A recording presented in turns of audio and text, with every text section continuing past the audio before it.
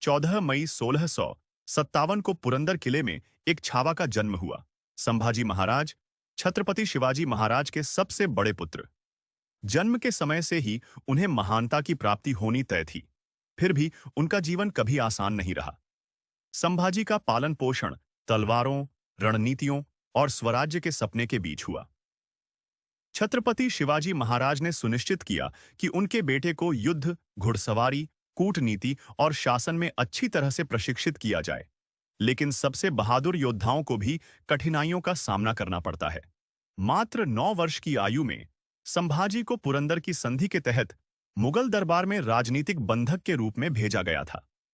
मुगल बादशाह औरंगजेब उन्हें तोड़ना चाहता था, लेकिन इतनी कम उम्र में भी संभाजी ने कोई कमजोरी नहीं दिखाई।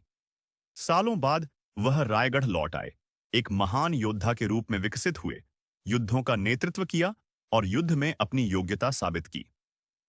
उनकी बहादुरी बेजोड़ थी, लेकिन छत्रपति शिवाजी महाराज के साथ उनका रिश्ता तनावपूर्ण हो गया।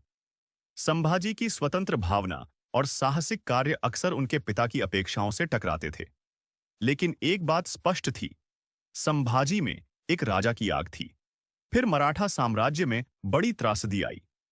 1680 में छत्रपति शिवाजी महाराज का निधन हो गया।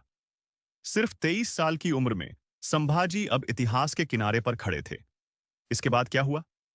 संभाजी ने शक्तिशाली मुगल सल्तनत से कैसे लड़ाई लड़ी?